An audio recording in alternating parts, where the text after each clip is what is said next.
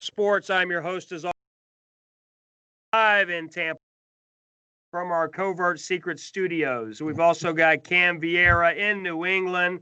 My co-host as always, Cam Vieira. Cam, how you doing today? Good to be here, Preston. Good to be coming off a big win Sunday night. Good to be here. Absolutely, and we'll get into your Patriots in a minute. We got plenty of time to don't get the cart before the horse. We're excited to have Jeff Barnes on. My sources are telling me he's getting in fights with his camera here. He's trying to get it going. So if it comes up and you get to see Jeff's lovely face, we will. If not, if he's got to go through covert locations, then we'll do that. Jeff, how you doing today, sir? Not bad at yourself. Doing great. Now, Jeff, we got cover2draft.com. I found you about a week ago, and I found you when I don't know if you are if your group does the breakdown, but or if you guys work with Peter Report or have in the past, but there was a guy named Matt that worked with Peter Report as a friend of ours, and another guy, his name was Jeff, ironically. And I think I was trying to message him originally, and I messaged you, and he broke down the Mike Evans footage from last week. Do you get to that level with the breakdown on your website, cover2draft.com? Well, Cover 2 Draft is more for the NFL draft specifically, but I also write for Nuts and Bolts Sports. So I do a breakdown every week for Nuts and Bolts Sports called Inside the Film Room, where I take different NFL offenses or players in general and do a film breakdown as well. And then I also have a weekly show and No. Okay, great. I love that. So your show, and I missed your show last week. If you could tell me, now, do you get a chance to get the all, because we have Greg Bedard on about once a month, sometimes every couple of weeks, who gets the all 22 footage. Do you have access to that footage as well? Yes. Okay. Wow. If you could, because we had Greg Bedard on last week. He's big in the New England area. He's got a huge following. Can you tell us a little bit about, now you're in Wesley Chapel, if I'm not mistaken. I know you're covert here. You don't want anybody to know that, but which I respect that. I'm in South Tampa. I'm about 10 miles south of the Buck Stadium. So we're actually not too far away. Yeah. For some reason I'm like, where is Jeff, and everything. So if you don't mind, if you could just kind of tell us, once you get that raw footage, what do you look for as far as let's just now, what do you look for when you're scouting Tom Brady, when you're looking at Mike, what is it that jumps out at you when you get that tape and that footage? Well, the first thing I want to look at we'll talk about Tom Brady first. When I'm looking at Tom Brady, I want to see, one, how he's adjusting to this offense. We know how the offense was in New England for him the past 5 years compared to what Bruce Arians likes to do. Bruce Arians is aggressive, attack the field, down the field. Tom Brady has been a little more conservative, work the underneath, work the intermediates, and take your shots occasionally vertical. So I want to see, one, here's a 40-something-year-old quarterback. I don't expect it to show in the early part of the season, but this is the part of the season where I want to see if the arm strength is starting to diminish, if there's a 40-something-year-old quarterback who's starting to get that wear and tear, as we're seeing with Drew Brees. So I want to see if Tom Brady's starting to experience that when he starts to throw that ball down the field. I see they've tapered the offense a little, started to let him check it down a little more, started to let him get it out quicker. But overall, they're still trying to be aggressive. And I think that's part of what hurt him against the Saints a couple of weeks ago. I agree with you. 100%. And here's the thing that I think a lot of people are missing. I'm glad you pointed this out, because I was going to ask you about Drew Brees.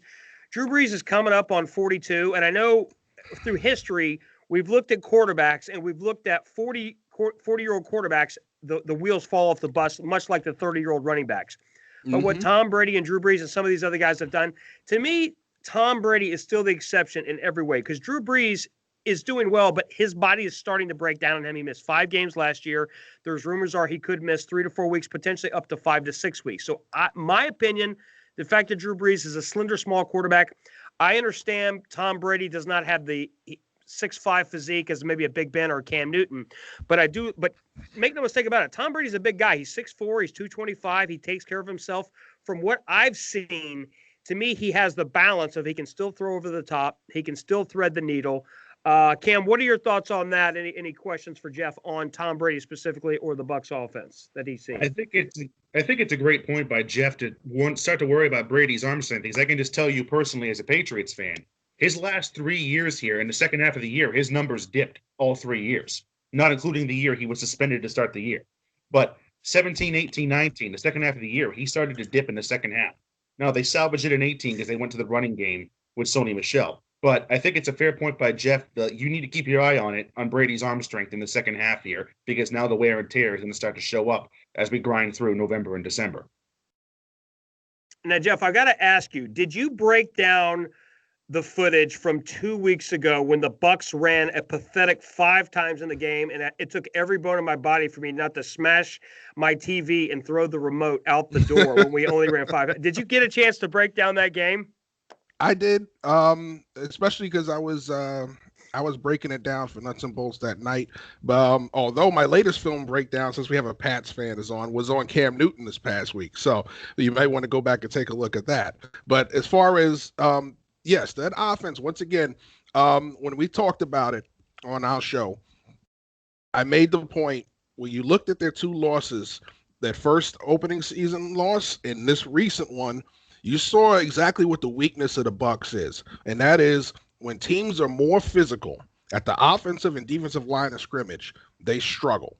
Okay. So they couldn't run the football. They knew they weren't going to be able to run the football on the Saints. So they decided to air it out and try and play a finesse kind of game, and it didn't work out for them at all. Defensively, they were overpowered, and it showed up in both games. Both games at times they were able to be physical a little more in the beginning of the season, but with a fully loaded Saints team on defense now, they were unable to make any headway physically against that. And that's the same thing that happened to them against Chicago. Chicago's defense was able to be more physical versus the Bucs, and it showed. So I think what you're seeing is teams that bring that fight to the Bucs physically at the offensive line and defensive line level, they struggle.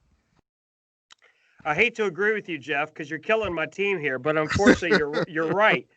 Because I saw the same games you saw. I mean, I don't break it down to the level that you do, but it's true. And my biggest concern going into the Saints game, because everybody in Tampa was popping champagne bottles and everything before that game. They broke those champagne bottles after the game, but before the game, and my concern, I'm not worried about Tom Brady. I'm not worried about him breaking down. I'm not worried about the offense. I'm not worried about the defense. My biggest concern with the Bucs is Bruce Arians. It's the mentality of the risk it for the biscuit. Risk it for the biscuit works great against Carolina. Risk it for the biscuit works great against, the New York Giants and this team and that team. But you're right. There's going to be games where the Bucs, because I look at it like this. I firmly believe Bruce Arians lost that Bears game with the poor play calling and the poor management. There's going to be teams like the Saints, like the Bears, that have a great defense, that are tough, that are physical, where you're going to have to run the ball 32 times for 101 yards, and it's going to be a boring, sloppy 3 and 4 yard game. We're going to have those kind of wins late in the season. It's not always going to be 350 yards, 4 TDs, and so on and so forth, because you're right. And that game in Carolina early on was a little bit of a tough game. And I felt what broke that game open was that fantastic run by Ronald Jones, 98 yards. When you broke down that game, and you're right with the physical play from the Saints and the Bears, what do you see? Is there a tendency that you see from Bruce Arians and Byron Leftwich calling plays that you've broken down that a lot of people don't see or missed? I see their biggest tendency is once you are more physical at the line of scrimmage, they get in the pass mostly mode. And that's kind of contradictory to how they've built this team. Yes, they have all the wide receivers, but what did they make the case of doing? They've drafted running backs, and then they signed Leonard Fournette to be more physical, and they have not done that. You had to have done it against teams like Carolina and a couple other teams, but at the end of the day, when they've gotten to those teams who have been able to give them a huge problem up front, they go back into relying on Tom Brady and throwing the football down the field. And granted, Chris Godwin has been injured at times, but overall, you look at their receivers. If Godwin's not in there, honestly, you don't have a guy that's going to do the dirty work over the middle. Evans will give you those plays every once in a while, but he's the big play guy, but he's that explosive play guy. You want Godwin to make those big third down catches. You want Godwin to come off a play action and get you that intermediate grab and run after the catch. That's the guy that they really, really need to rely on, and his absence was felt the most. Yeah, I agree with you. To me, I always looked at Chris Godwin as a bigger, stronger, faster Julian Edelman. He does all the things that Julian Edelman could do. When he's 6'1.5" and he's 212 pounds, he's big and strong and fast and can do all those things. That's what I think mixes him the most. And I just hope the Bucs don't get carried away with having 3 receivers and 4 receivers and all these exciting guys. At the end of the day, this is football. It's about moving a man 300 pounds against his will and knocking him out of the way. What are your thoughts on that, Cam? No, absolutely. And I think he's kind of turned Scotty Miller into the next Julian Edelman down there in Tampa. I think we all agreed Godwin. I think my quote to you before the season, Preston, was if you were to give a scientist the project, build the perfect receiver for Tom Brady, he would come out with Chris Godwin. It's just, I absolutely agree with that. He's turned Godwin, Miller, all these guys into great wide receivers. Absolutely. Godwin just needs to stay healthy. That's the key. And that I'm glad you hit on that, Cam, with Godwin. Look, everybody knows we've got one of the best receiving corps. Howard, unfortunately, for the season. I'm just going to say this. I hope Bucs fans don't kill me, but I just feel like it's time to move on from O.J. Howard. This guy looks like the all-world. You talk about the guy in the lab. He's the guy you build in the lab physically, physique-wise. 6'6", 250, can run, can jump, can do. But for whatever reason, O.J. Howard just has not translated to the NFL. He just can't seem to stay healthy. But I just hope the Bucs. I think, to me, the Bucs' secret to success, it's not all the fancy weapons. It's Ronald Jones, it's Leonard Fournette. I would like us to continue to run the ball, stay to the run. And I want to ask you this, Jeff, two-part question. What have you seen as far as on the running game for the Bucs, and maybe more importantly with Antonio Brown? What have you seen for these 2 weeks for the Bucs with Antonio Brown and him and Tom Brady specifically? I've seen a growth in the continuity with Brown and Brady over the past couple of weeks. We know that we have a player here who hasn't really played football in over a year. Yeah, he played. He was there with the Raiders for the preseason, but he didn't. Remember, he spent most of that time out for whatever foot injury he supposedly suffered in that cryogenic tube. And then he turns around, he ends up in New England for a week or two before getting released there. So he really hasn't played football in a year. So he showed some of that this week. He still has it. It's just a matter of being consistently in the game. As far as the running game, though, they do need to get that going. And yes, they have had, Ali Marpet was out. But overall, if they can get that running game back to where it needs to be, and I think they totally underutilized Ronald Jones. I really do. He's a guy I love coming out of UFC. I thought, he took a year or two to get it developed. I know his issues are pass protection, but overall, you talk about a guy who showed you what he brings to the offense with that 98-yard run. So I think this is the kind of guy that you have to keep introducing into the ball game. You have to give him a steady diet. If you're not going to give him 20-plus carries, get him 10 to 15 a game. You still have Leonard Fournette and all the other guys to spread the wealth around with.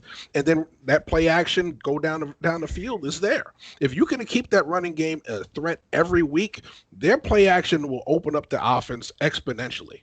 I agree with you, Jeff. Now, I got to ask you, because you studied Ronald Jones in college, like you said, at USC. He is an all-world athlete. When he was coming out with his strides and with his style, he reminds me of Jamal Charles. With the way he runs, the only problem I have with Ronald Jones, and I'm really having a hard time getting over this, is his hands of stone. Now, I don't know if you gotta help me out, because I do think he could run for days. And I saw one of the things that he was upwards of 22 miles an hour or close to it on that big run. So if he can get out in the open, he's great and can run for days. What is it with his hands? Do they not teach catching for running backs at USC? I can't understand why he's having such a hard time with these drops. Yeah, for him, it's more focused drops. He has quality hands, not natural hands. They don't, he's not that kind of player that throw the ball his way, they're going to stick all the time. He is a focused drop guy.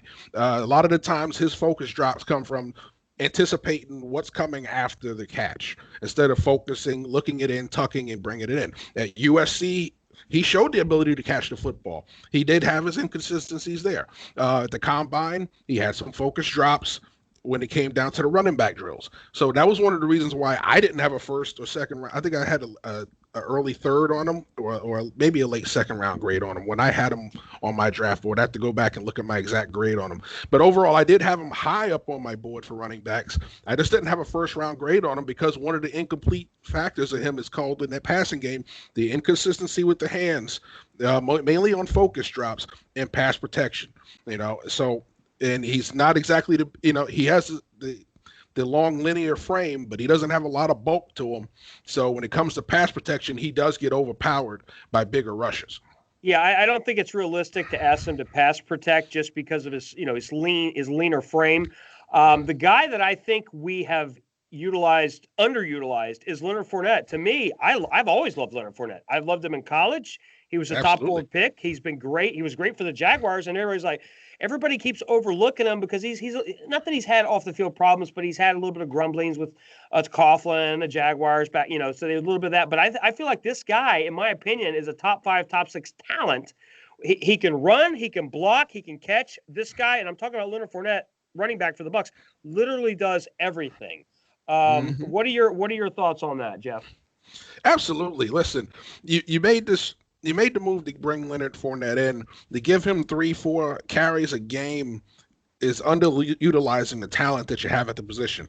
Like I said, you can give Jones 10 to 15 carries a game and still find a way to get Fournette 10 to 15 a game. I mean, you get 60-plus plays. You mean you have to throw the ball 30 to 40 times a game with Tom Brady? No, you don't. All right, so there's a way to spread that wealth around. Does it cut a third back out? Possibly. But realistically, with those two backs, you don't need the third back to really come in and do a lot for you. So, absolutely. It's the main thing is just if you're going to be this offense that's going to be well balanced, you have the weapons at receiver, you have the weapons in the backfield, you got to use all the weapons. Otherwise, you're leaving a helping at the table. Absolutely. Well, Jeff, we appreciate you coming on. Feel free to hit me up at Smash TV Radio. We got about 1 minute left, Jeff. We don't want to rush you, but we got a packed show today. We want to get you on again in the next couple weeks. Definitely when you get your camera back on, so they can see your lovely face there. Cam, you got any more questions for Jeff before we let Jeff go? I'm all set, man. Thanks for coming on, Jeff. Thanks for having me, guys. Thanks, I appreciate Jeff. it. Appreciate it. Like and subscribe to the channel. Jeff, we appreciate you. And that concludes the first show of many for today.